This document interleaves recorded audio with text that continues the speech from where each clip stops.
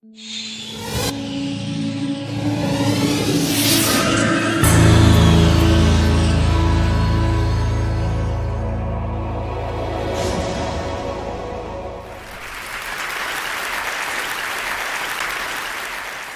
years ago, I experienced a bit of what it must have been like to be Alice in Wonderland.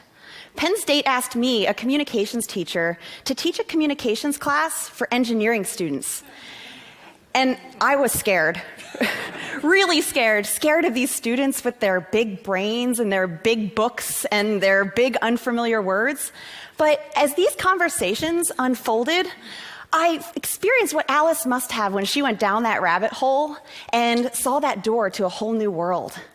That's just how I felt as I had those conversations with the students. I was amazed at the ideas that they had, and I wanted others to experience this wonderland as well. And I believe the key to opening that door is great communication. We desperately need great communication from our scientists and engineers in order to change the world. Our scientists and engineers are the ones that are tackling our grandest challenges, from energy to environment to healthcare, among others. And if we don't know about it and understand it, then the work isn't done. And I believe it's our responsibility as non-scientists to have these interactions. But these great conversations can't occur if our scientists and engineers don't invite us in to see their wonderland. So scientists and engineers, please talk nerdy to us. I want to share a few keys on how you can do that to make sure that we can see that your science is sexy and that your engineering is engaging. First question to answer for us: so what? Tell us why your science is relevant to us. Don't just tell me that you study trabeculae, but tell me that you study trabeculae, which is the mesh-like structure of our bones, because it's important to understanding and treating osteoporosis.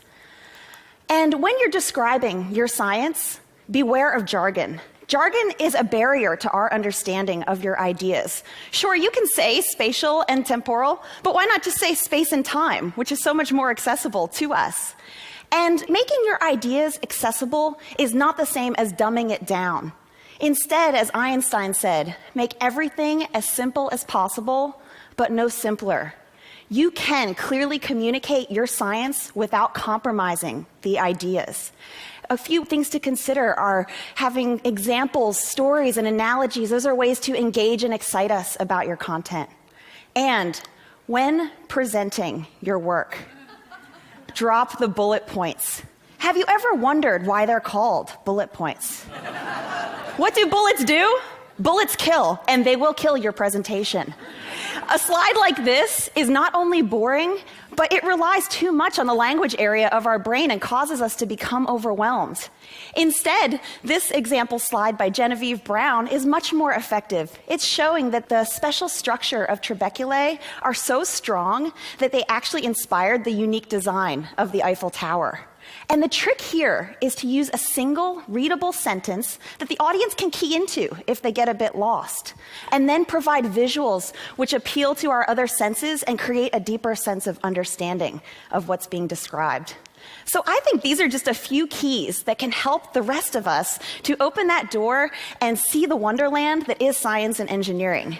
And because the engineers that I've worked with have taught me to become really in touch with my inner nerd, I want to summarize with an equation.